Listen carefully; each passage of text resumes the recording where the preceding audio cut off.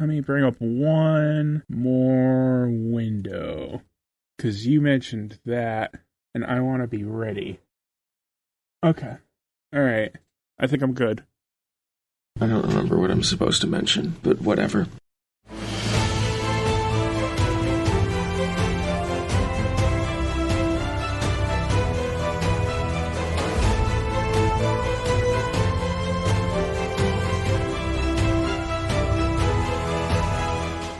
Hello, listeners. Welcome to the Non-Toxic Fanboys podcast, where the name is aspirational, and where the saga of DuneWatch is now transitioning to DuneListen, where we return to our roots and journey through the scores of the Dune adaptations we've been examining in the past months. I am Glenn, and with me as always is Scott. Scott, are you ready for a new score show? I suppose. At least I don't have to watch anything for this one. We are going to be starting with the miniseries in this episode, and in the next we're going to do the movies. So let's get going with the 2000 miniseries Frank Herbert's Dune with the score by Graeme Revell.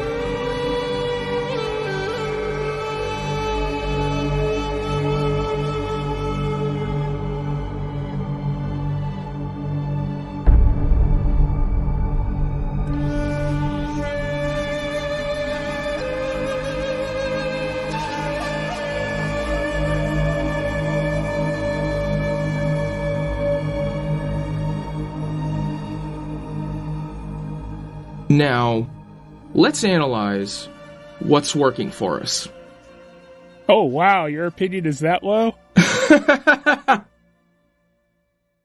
I think there's a pretty good idea in this score to have different musical styles, different instrumentation styles for the different worlds of the story. You have different types of music used for the Atreides at the beginning of the story, used for Dune as a planet and the Fremen, and another one again for the Emperor and all of those machinations. The very beginning of the series, the first presentation of the main theme, which flows through a couple of those styles following Paul's story. The first appearance of that theme is noble, it's on the horns, and then later on it moves into the style of instrumentation that you have for the Fremen and that you have for Arrakis, which is much more stereotypically ethnic, in air quotes. It's very deserty. A lot of warbling woodwinds.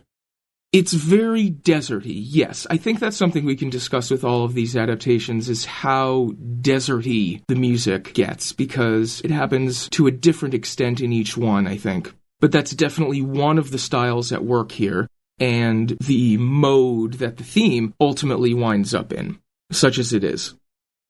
And that, I think, is a fine enough idea, to have different markers identifying the different players in the game. There's also more of a, I don't want to say Baroque, but kind of a string-based, more intricate style for the Emperor and his machinations that I don't think made it on the soundtrack album as much, but it's definitely present in the series.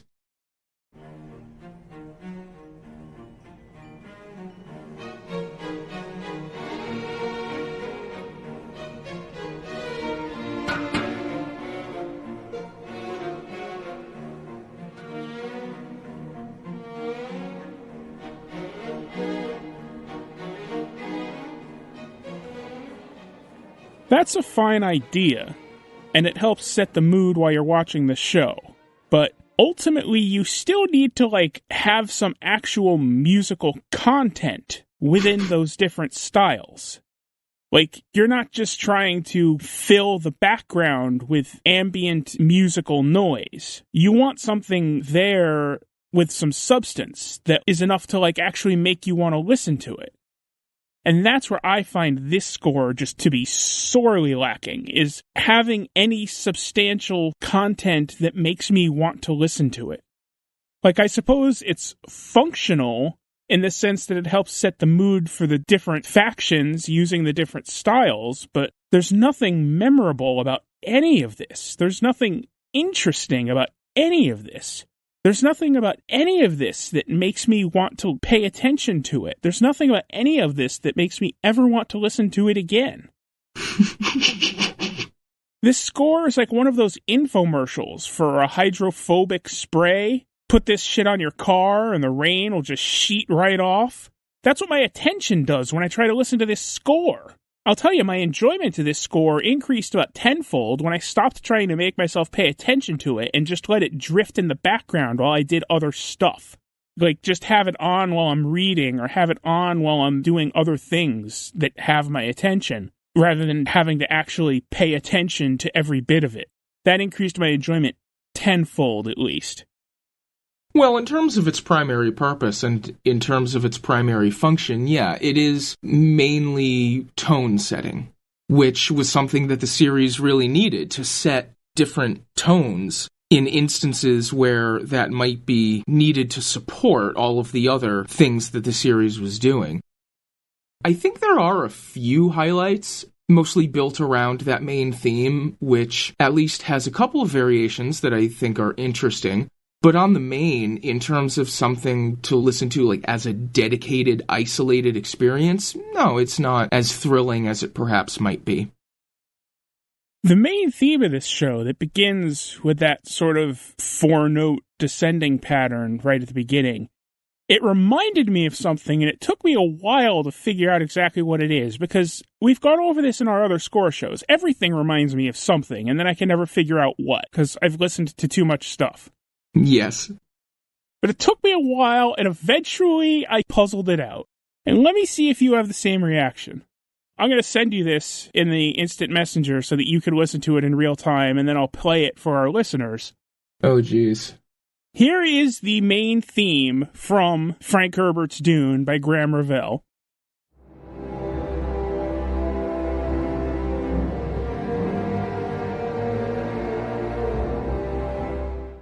And then here is the main title from something else.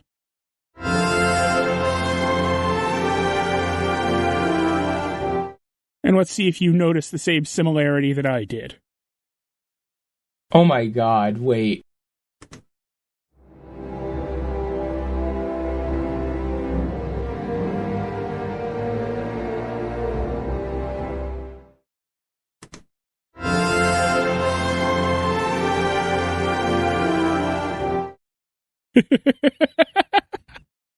Are you serious?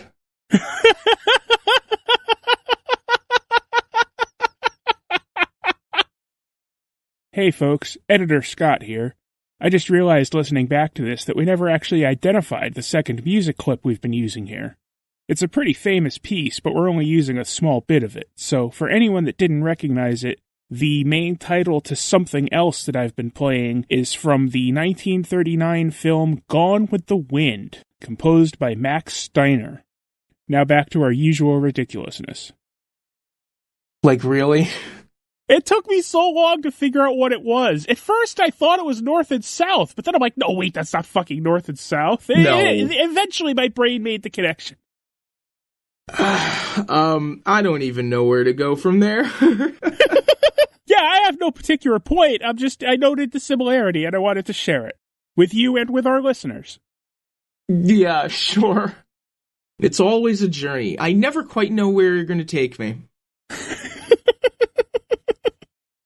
This is the most enjoyment I was able to extract from this score, was little bits of it that reminded me of other better things that I would rather be listening to.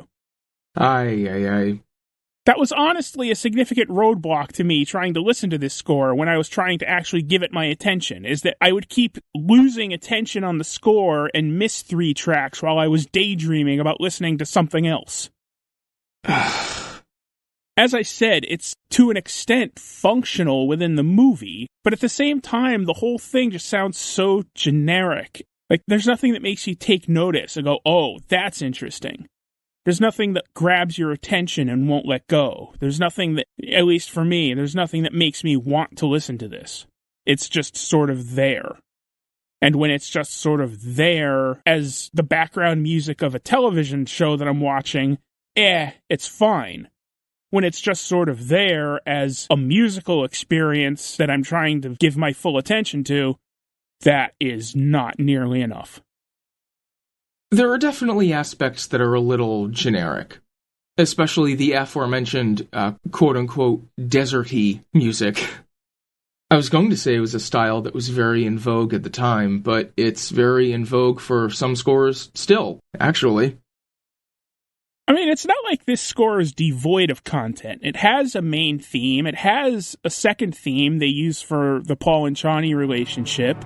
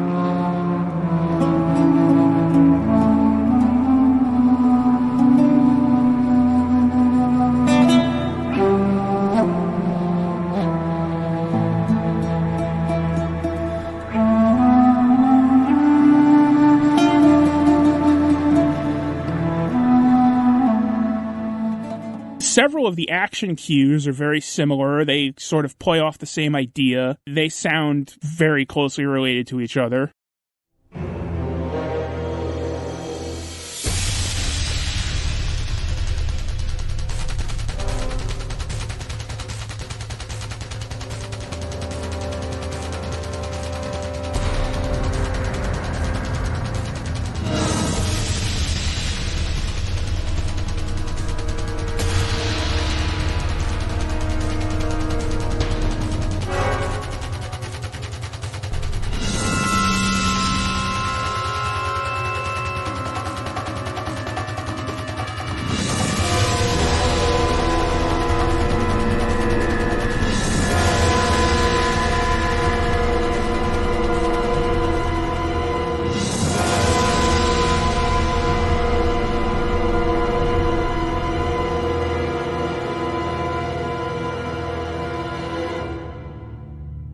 But just all of it just feels so generic to me, you know?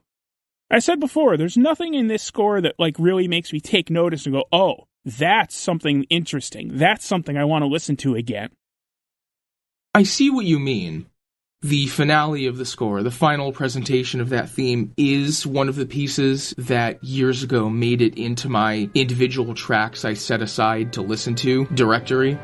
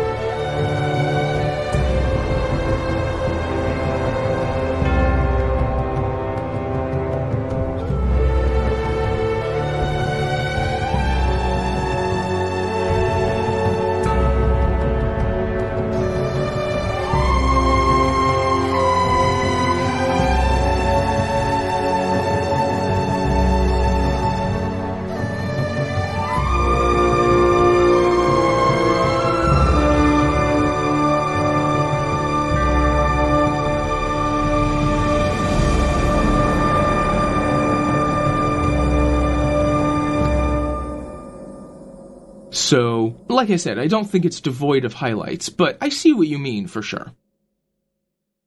Alright, well, when you say you found yourself daydreaming about other scores, I think one of the ones you were probably daydreaming about is the next one that we're going to cover, the Children of Dune score by Brian Tyler.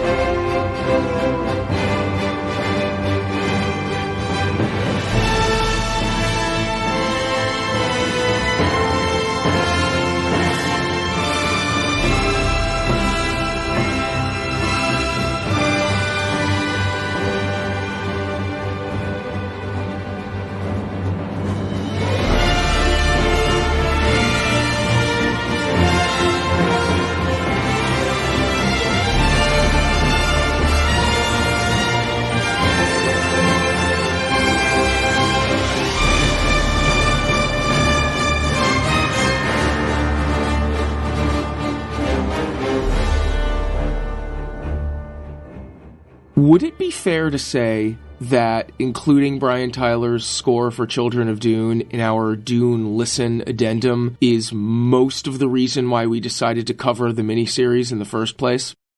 It's most of the reason I suggested it. Yes. Absolutely. Please, can we just listen to a Dune score that's good?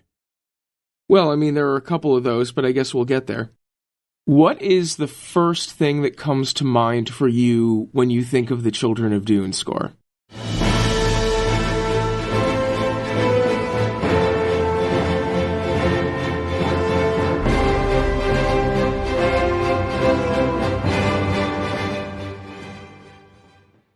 I think I know the answer to this. I mean, obviously, it's the Summon the Worms track. That's like the showcase of the entire thing. They made it track 1. It's the big epic rendition of the primary theme that's used throughout the miniseries, just like cranked up to 15. It's the track that introduced me to Brian Tyler, frankly. I mean, much like this miniseries introduced me to James McAvoy, it introduced me to Brian Tyler. And that is the track, essentially, that did it. Like, the whole thing is great, but that is the showcase. Yeah, I think in the fan community, too, Brian Tyler kind of burst onto the scene with this score. It's grand, and it's propulsive, and it's emotional. I mean, I think we're going to gush as much about this as we did about James McAvoy in the last episode, frankly. I was thinking as I was going through this that this is a 36-track CD, and there's probably 15 tracks that we could just spend 20 minutes gushing over. Like, the whole thing really is awesome. One of the words that came to mind the most when I've been listening to this over the last few days is dynamic. The whole score is very dynamic. It moves between all of the moods of the show, everything it has to convey, and remains interesting, remains attention-grabbing, remains at a very high standard throughout the length of it. Well, there's two things that I think of as sort of examples of that. One is a note that I made at one point that some of these tracks that aren't thematically focused, they're just sort of there and they have a rhythm and they get the job done at filling time, and they're just as stereotypically deserty, Middle Eastern-y as some of the stuff from the Graeme Revell Dune score, except they just don't feel as empty to me. Like, there's at least something there to listen to. There's at least something there to keep your interest for the length of the track. Even if it's not a theme you've grown to love, even if it's not an interesting byplay between 2 or 3 different ideas he's working with, there's at least something there where you, like, pay attention for the 3 minutes, you know? At the same time, there are more ideas that are used a lot more than just that main theme. Like, there are a few other things that he plays with throughout. Well, the other thing I was going to say is that he uses this theme that's, like, very soft and gentle and is used a lot for Paul and Chani in the Messiah episode for their relationship and the impending tragedy of the end of their relationship. And like I said, it's very soft and gentle and sensitive.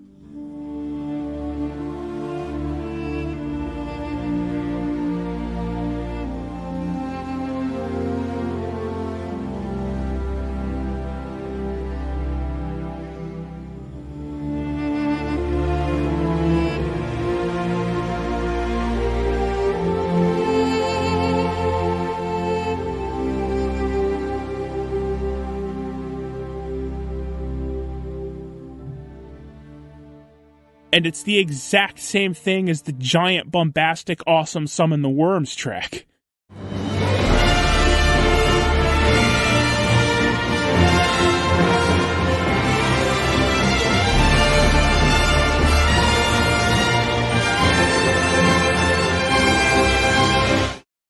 It gets varied a lot, yes. I mean, I love the smaller, gentler versions. There's one for the twins toward the end of the children section of the story after Leto comes back.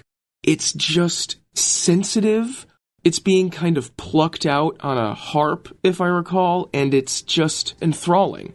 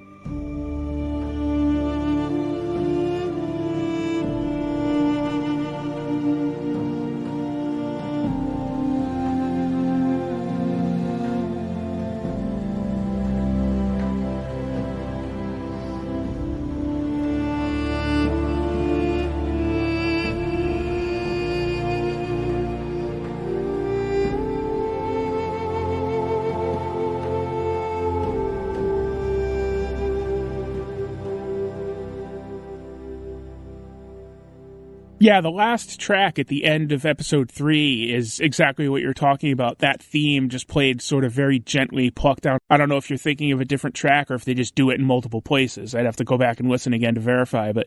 It does happen a couple of times, I think.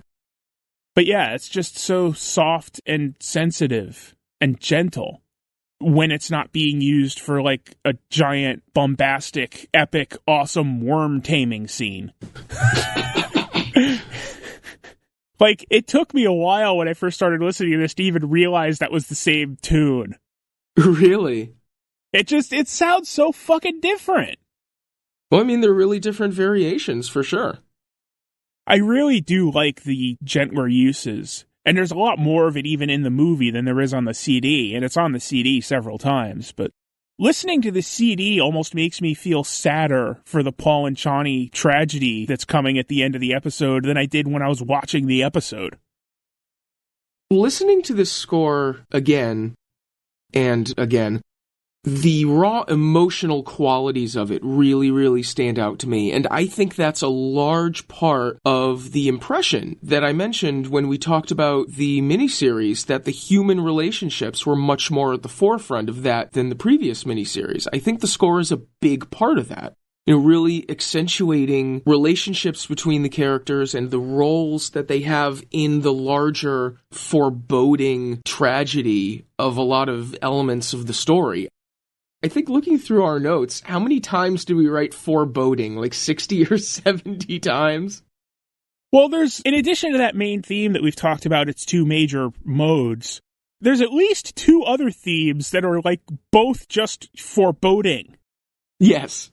Like, there's one that I think is associated with Scytale, or maybe with the Tleilaxu, or either or, because Scytale is the only Tleilaxu that actually appears in the movie. But it's just this descending figure that sort of reminds me of some of the ominous music from Titanic.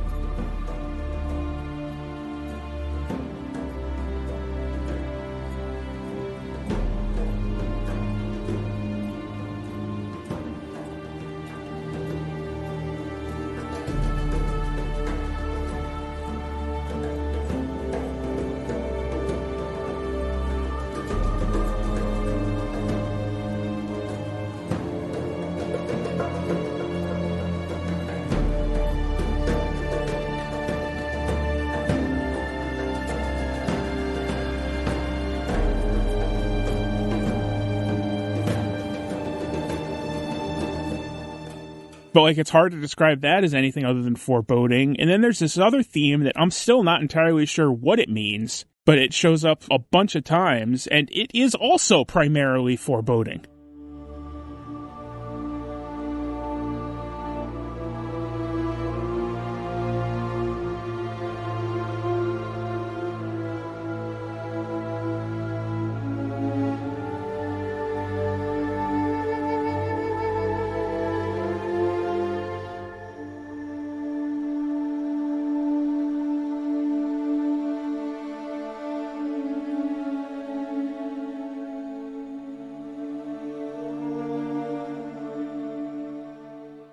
Yeah, there are a few of those. There's the one that you're talking about, which is primarily reminiscent of Titanic, that stands out to me very much. There's another that has a big, big rendition when Farad'n betrays his mother and she gets off her last snide remark at Jessica and then leaves. There is a large flourish of that foreboding theme.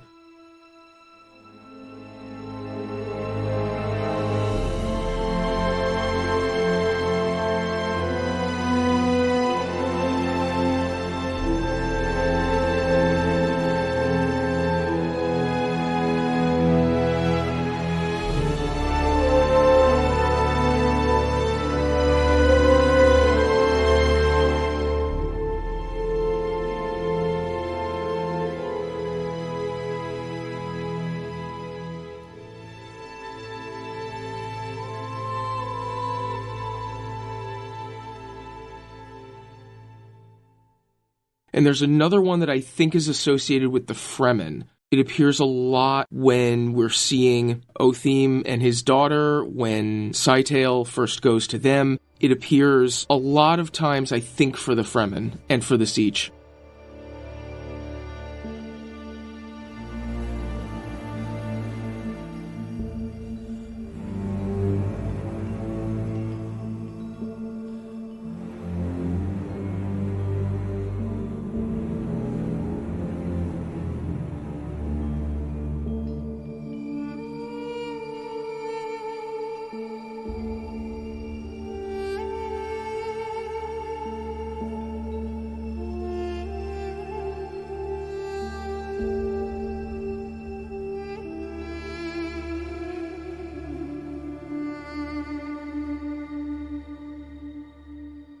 Which is kind of nostalgic and kind of tragic. I think that's reflecting the sense that some of the characters have, that the Fremen have lost something, that they need to return to their old ways, like Stilgar says at the end. I think that kind of nostalgia plays into that. Well, I mean, if there's one way you could describe the stories of both Messiah and children, I think foreboding is a pretty good option. Yes. Foreboding, tragic. Both stories are focused primarily at building up to the tragedy to come. Yes. And Brian Tyler captures that brilliantly. He really, really does. Like I say, he captures the human relationships. He captures the human emotions that we've been talking about with all of these adaptations. You have to find ways to kind of inject it into the story. And I think this is a huge, huge part of doing that. While at the same time, he takes on the scenes that you're talking about that have more epic proportions. I mean, obviously, he's well equipped for that too. I feel like we don't have much to say after holy shit, this is awesome. Yeah, it good. It was interesting listening to it this time because I'm really bad at figuring out what bits are actually a theme unless the score like beats me over the head with it. Especially something like this. Like, do I remember that from 3 tracks ago, or do I remember that from the 1,000 other times I've listened to this score in the last 20 years? You know? Yes. But it's interesting listening to things more closely or listening to things with an eye toward analyzing them on the show. Like, I didn't even realize for a long time that the track that's called the main title, that's used as the main title for 2 out of the 3 episodes, I never realized before that that theme actually shows up anywhere other than that one track. But it does get touched on a few times. He does really make great use of the pieces that he's moving around in the score, for sure. And there are some really, really good, like, one-off set piece cues, too, that might only have, like, tiny elements of the themes, but really kind of stand on their own. The cue for the Carino hired goons trapping the worm really stands out to me. That is one that can stick in my head for a very long time.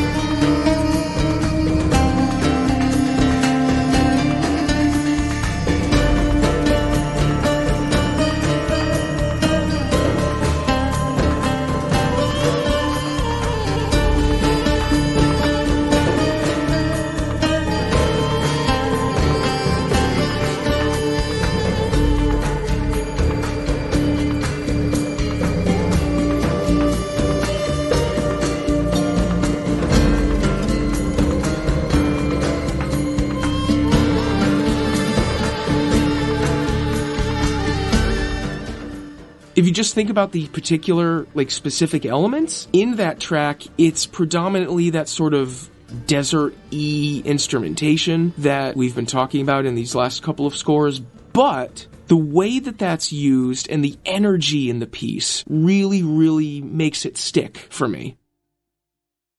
Well, the thing about that track is I don't know that tune ever recurs, but that style, with that instrumentation, that playing style, that sort of mode that the music is in, all of that does crop up in several other tracks. It gives the whole thing a very similar feel, even if there isn't a theme per se that's carried over in terms of the melody. Right, there's a lot of consistency in terms of the overall style, so it all remains of a piece. And the other piece that I didn't even realize recurred was the Inama Nushif sort of showcase track.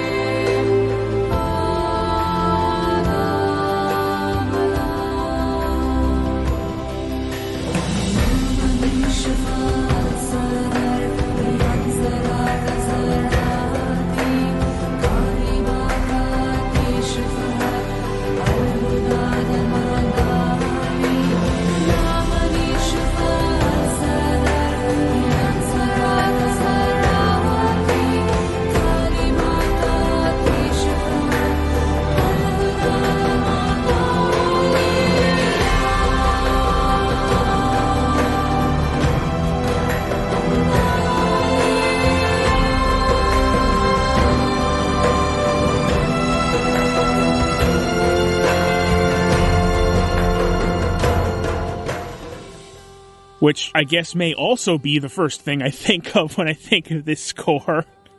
Can one score have like 3 different things that's the first thing you think of? But that is such a showcase singular track that I thought was a one-off, but it actually does come up a few other times, most prominently in the finale, right at the very end. Yes. The last scene between Leto and Stilgar.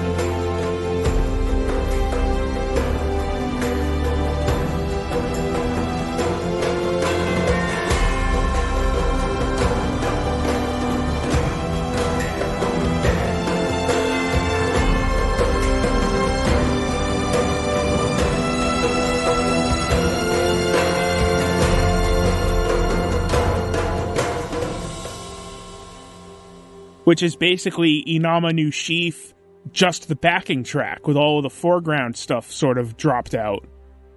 Except I've heard that track so much that I hear it in my head anyway, which is a really interesting experience. Right, it's the melody without the vocals from the montage at the end of Messiah. And he does something actually very similar with the end title track from the first 2 episodes, which is basically Summon the Worms with a lot of the foreground brass dropped out, which is really interesting.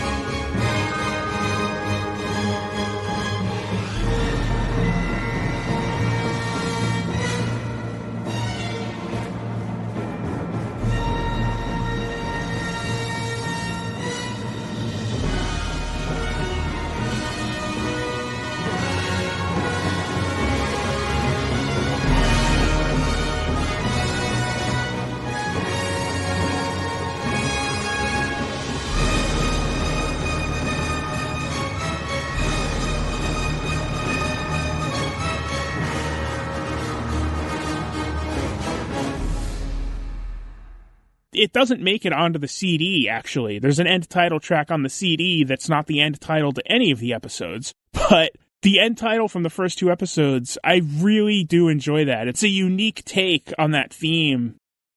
It's an interesting edit. I'm pretty sure it is technically just an edit of Summon the Worms with some of the orchestra parts remixed, or mixed down or mixed up. But it is a very interesting edit of it, for sure. And I absolutely love the end title piece on the CD. I think it just draws the whole thing to a close perfectly. It's this contemplative and tragic version of the main theme that I think is just perfect.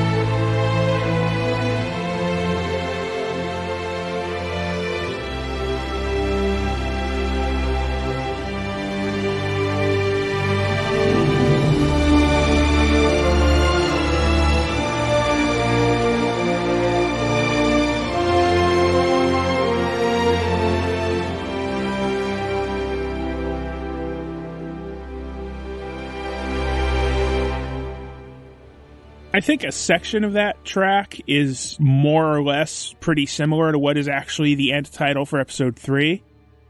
It sort of straddles the line between like the really soft and gentle renditions that are associated with the Paul and Chani story in Messiah and like the giant bombastic Summon the Worms version.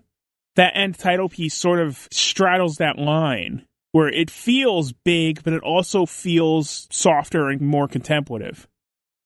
I think that's because when the piece grows into a larger scale, it kind of ascends on the strings. Like, it doesn't bring the brass in there as much, so it's not like an action-oriented, propulsive version of the theme, but it still grows to a larger scope as it ascends on the strings. I just love it so much. Yeah, that's my primary reaction to most of this score. Yeah, I was wondering if your primary contribution was basically going to be your intro to our episode on the Star Trek 11 score. Well, that's the thought that I had. Yeah. Because I originally thought we'd be doing these scores in order. Like, you were the one that came up with the idea to, like, segregate them and do the miniseries together and then the 2 movies together. I thought we were just going to go in the order that we reviewed them. Mm-hmm. And so this would be the last one. so that I could come on and say definitively, this is the best one. Except there's 2 we haven't even gotten to yet, but I'm still going to say definitively, this is the best one. Much like this is the best Dune adaptation, this is the best Dune score. I mean, we'll talk about the others on the other show. Yeah, tune in for episode 67. Children of Dune was better than both of these. Prove me wrong. Oh, don't do prove me wrong. There's no such thing as great house privilege. Prove me wrong. But I mean, here's how good this score is. As we said earlier, one of the main reasons I even suggested reviewing the miniseries at all was so that we could talk about this score, so that I could listen to this score. And when I was listening to the Graeme Revell score from the first miniseries, my mind kept drifting and losing attention because I was daydreaming about the upcoming opportunity to listen to this score. Oh my god. There was nothing in that first miniseries score that measured up to me daydreaming about listening to Inama Nushif. I mean, number 1, fair. Number 2, that's actually far from my favorite part of this score, if I'm honest. It's good, it's fine. But so many of the other aspects of the score just stick with me. I think it's interesting that that piece uses Fremen lyrics that Tyler kind of pieced together from the small parts of the Fremen language that are in the books, and is kind of modified from some of the Fremen that is in the books, because whatever Fremen is in the books, a lot of it is just dialects of Arabic. So I think it's interesting to use the constructed language like that so soon after the Lord of the Rings films and the Lord of the Rings scores. I think there's some influence from the way some of the vocal pieces were used in Fellowship of the Ring. I know some people at the time talked a bit about the Enya-fication of some scoring, and I think that's definitely kind of an easy listening, almost, feel that you can get from the piece. The vocal version, at least. I mean, if you want to try to tie it to the trend of the time, I guess you could, but I mean, doing lyrics to stuff in a score piece is not exactly new, you know? It's not like Lord of the Rings invented that. Well, no, of course. I'm talking about more of the, well, first being in a conlang, when that was used so much in Lord of the Rings, more than like anything else. And also the overall style of the piece, sounding more contemporary, less orchestral, in the way that the Enya piece for Fellowship of the Ring and some of the pieces from something like Titanic and some other scores in recent years at that point, you know, had established a trend. Well, the Enya song from Fellowship wasn't even part of the score. I don't mean the credits song, I mean the one in the middle of the movie. I don't remember an Enya song in the middle of Fellowship. Yeah, for Aragorn and Arwen once they get to Rivendell. Oh, they have... That was Enya singing that? Yeah.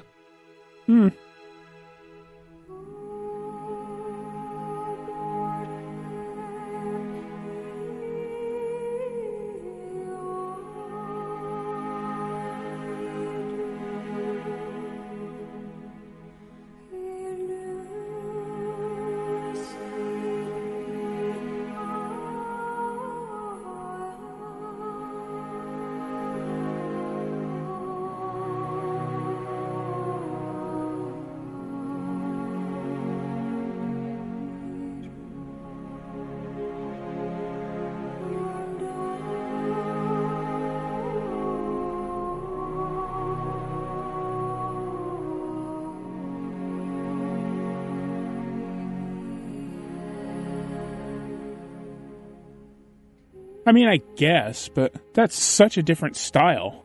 I guess there might have been some influence there, but I think that's kind of grasping at straws to an extent. Like, why is he ripping off Enya in Fellowship and not ripping off Duel of the Fates? I didn't say anything about ripping off, I'm just saying there's a trend.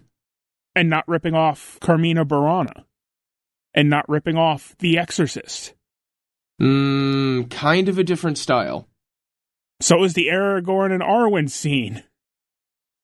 I don't know. I don't quite buy that. That here's this thing that's very common in movie scores for decades, but this other movie happened to do it a couple of years before this other movie, and therefore one must be doing it because of the other.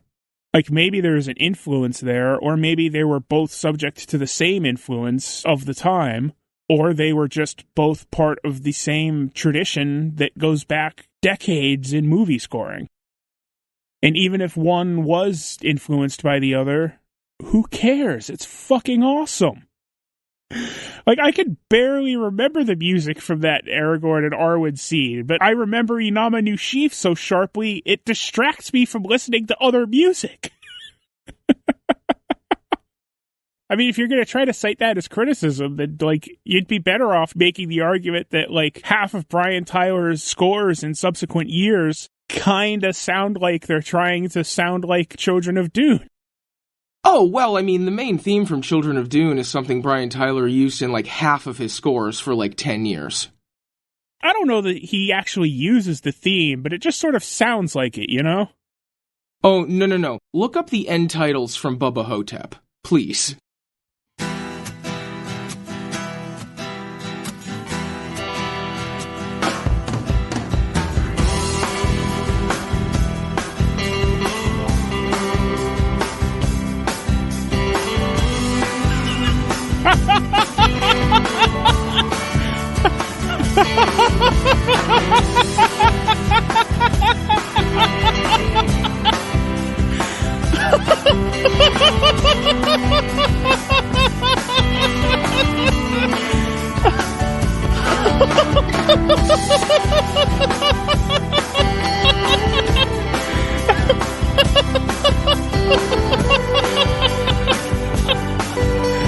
Oh God, I love this!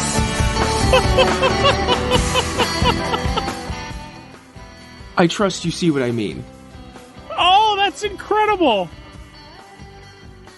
Oh God, why have you never shown this to me before? I love that! Oh my gosh, that's incredible.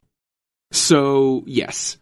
I thought you were just talking about shit like Thor 2, where it sounds like somebody gave him Children of Dune as a temp track and said, make something that sounds like this, but is legally distinct enough for us not to be sued by you.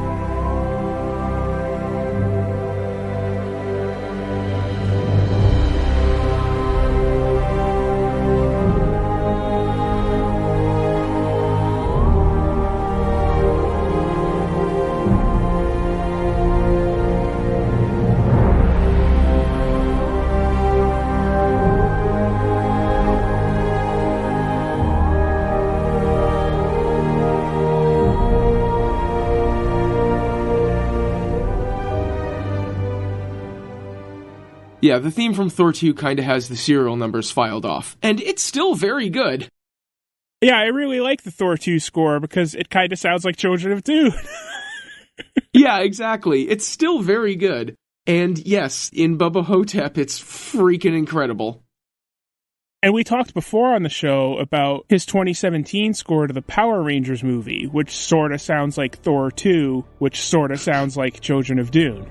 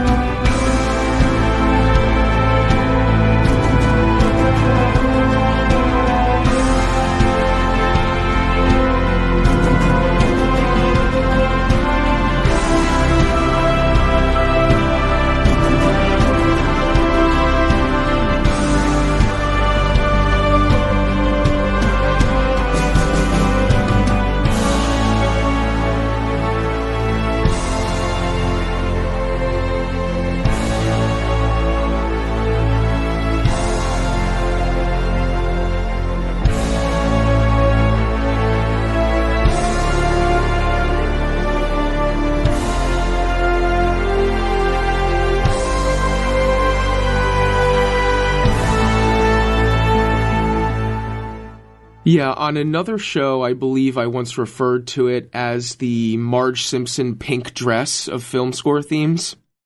And every version of it is at least pretty good. Yeah, I think I've compared him before to James Horner, where a lot of his scores sort of sound like each other, but they are also all awesome. And this was the first one that I came into contact with, was this Children of Dune score. The only bad thing I have to say about this score is that I'm not a fan of the presentation on the CD. Yeah, I figured. For one thing, it's in some sort of random order, so, to this day, there's tracks on the CD that I don't know what scene they come from. And also, I feel like there's so many little touches and so many renditions of that theme in the softer, gentler mode that are in the movie that just don't show up on the CD. And I mean, when you're doing a 1 CD release for a 6-hour miniseries, I guess you're going to have to leave some things on the cutting room floor, but... As far as the structure of the CD, I think it's basically an 8-track demo reel, followed by more music from Children of Dune. So there's basically a decent representation of the things that the score does in that first section, and then you have a representation of the rest of the show, in terms of making it flow as a listening experience. And frankly, I can't count how many times I've listened to this CD, like you were saying a little while ago, so I think the presentation is successful. Well, I mean, it's fine to listen to, but like I said, it's exceedingly difficult in some places to match up what scene in the show is a particular track from. But I mean, I gotta say, if you look at those first 8 tracks as your Children of Dune sampler platter, that is banger after banger after banger. You listen to those 8 tracks, you're in for a treat. Exactly. And just look at him now. I mean, he's as successful as anyone working right now in film scores. He's doing great. I don't know why you sound like you're being sarcastic when you say that. I mean, he does 1 or 2 scores almost every year. Whenever we do our Oscar roundups, he always pops up as somebody with a new score out. No, I'm not being sarcastic at all. And in terms of doing prominent films, yeah, he keeps getting assignments for huge action movies. No, he's absolutely been very, very successful. And like we've said, this was certainly the first time that I'd heard of him, and the first time that a lot of people had heard of him. So do you think we've gushed enough about this score, or is there, further you want to gush? Well, in conclusion, I would just like to say, score's pretty good. Personally, just me, you might feel differently. Personally, I'm a fan. Yeah, if this is one that flew under your radar because you weren't watching Dune sequel adaptations in 2003, do yourself a favor and give it a listen. At least those first 8 tracks, because that really is a lot of good stuff packed right up top. If you weren't watching Dune sequel adaptations in 2003, then my God, where were you? You haven't lived.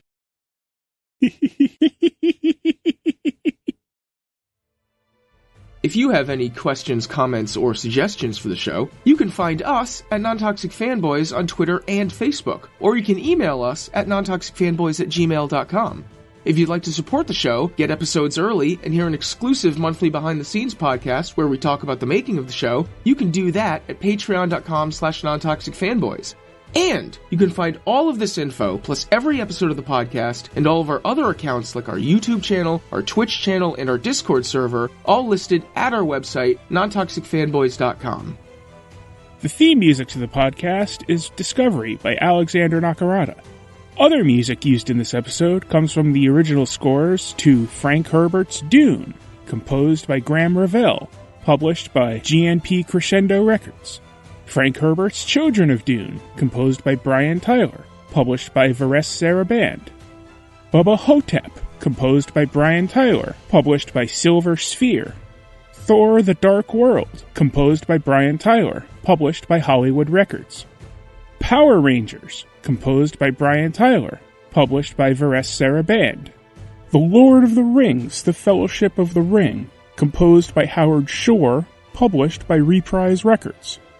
And Gone with the Wind, composed by Max Steiner, recorded by Charles Gerhardt and the National Philharmonic Orchestra, and published on RCA Victor. All of which are excerpted here for the purposes of review and critique. A full list of tracks cited is also in this episode's description. Thank you all for listening. We will see you next time.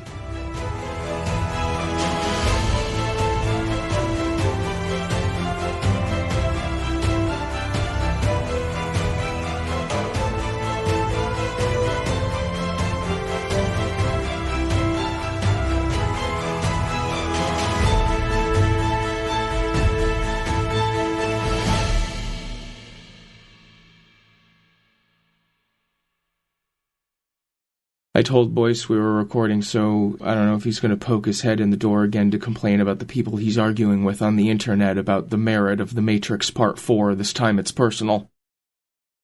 He's arguing with people on the internet about the merit of The Matrix Part 4. Scott, can you hear me? Oh, he's coming to tell me some more. Scott, can you hear me clearly? Yes. Have you seen the first 3 Matrix movies? Yes, although I have not seen either of the sequels since I saw them in the theater in 2003. Scott, listen to me. I'm getting in an argument with somebody online about this. Yes, dear. And the guy is telling me that he does not understand why Trinity has powers, when in the fucking first 3 movies, everything that Neo does is on the predication of his love for Trinity, and without Trinity, Neo cannot do Neo things. Well, without Trinity, he's dead like 6 times over. He died in the first movie! And with her kiss, brings him back to life! And he tells me, well, if a kiss means that she has special powers, that makes the whole movie even worse. Did you know that The Matrix 4, this time it's personal, sucks because it has a girl in it? It has a girl in it, and she has powers. It's a new Matrix! Scott, it's a new Matrix! They explain the plot within the movie. What do you not understand? I think this is our next Patreon show. Oh, no, my God, Scott. Oh, my God. I feel like this person has not even watched the first 3 movies. Oh, my God. I just can't. Oh, my God. Scott, I have to stay away from the internet. I really do. Don't we all? I told you didn't need to go posting about it. You're inviting this. Yeah. So, could you close the door? I'll close your door. Anyway, hope you enjoyed our supplemental guest review.